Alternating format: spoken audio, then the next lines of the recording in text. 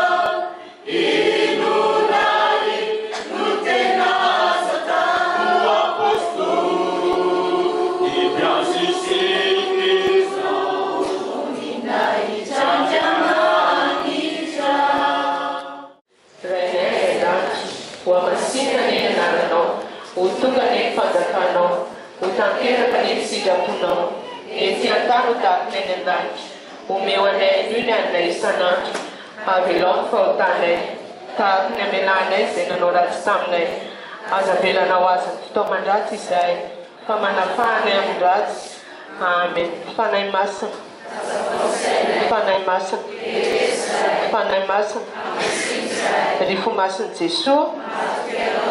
amém naranjai, sin sana que sin kanai masa. Alors, le grand-père provincial, le grand-père Cyprien, le réussi notre actuel niveau de PMO, et aussi que je suis la scène, donc à mon âge, formation officielle, ni rito namana havana zanaka zotry zay notsigela tao anivon'ny fiarahamonina mba ahafahana nandiazy zareo ny fiofanana isika nanakavy place tovavy volonté moa dia fatoko zay anivon'ny fikambanana resapirenany mba niasa manatrika an'izao famoahana fomba ofisialy reto nahazo fifanana nandritran'ny fotoana lavalava mba ahafahan'izy ireo hanana asa ho tena asa mindra eo anivon'ny fiarahamonina zay miainga an'zareo fa indrindraindrindra mba ahafahan'izy ireo koa hanana ny hoavy mba ho metimety kokoa no teo aloha zava-dehibe loatra eo anivon'ny fikambanana raisam-pirenena mba miasa ny mametraka ho tena zavatra iainan'ny rehetrarehetra natao hoe fitsinjovany asa mendrika zany eniko teo amin'ny falevan'ny PMO teo fa ny asa mendrika nisan'ny tanjony zay apetraka ireo mba ho apôstôly ny mpiasa ny mpiasa rehetrarehetra zay na eo anivon'ny PMO zany na zay mifandray eo amin'ny PMO maro fa misy eo anivon'ny fiangonana katolika ny fijery mba ho tena olona mendrika tokoa ny mpiasa ary tena olona afaka mampivoatra mitondra zany fanilony zany hoe maha-apôstôly ny mpiasa azy zany ka zay ny fikambanana resam-pirenena momba miasa dia miara-miasa amin'olona rehetrarehetra na inona ny fireny na inona ny fototra zay iangany eo amin'izany hoe finoana zany manana didy eo famondravolana sy ny fampifanana ny mpiasa malagasy ny PMO eo an-tontolo ny fandrarana mikasika ny asa zany eto Madagasikara ka tsy magaga ny mahita fandroana dia miditra ao anatin'ny asa amin'izany hoe fitsindrovana ny asa mendrika zany isika voarabeko manokana nareo 9 mianada zay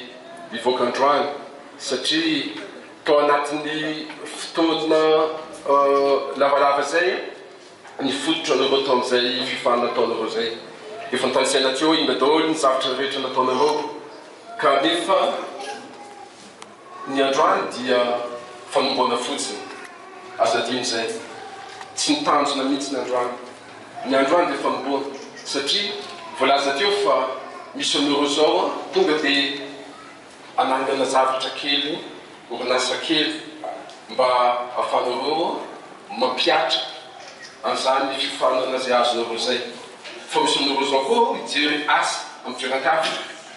nohony zay fahaiza-manao nanareo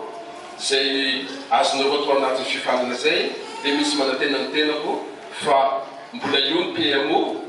anampy anareo amin'izany lalana sy dingana zay mbola hosonareo zany ka mankasitraka tokoray misaotra tokoray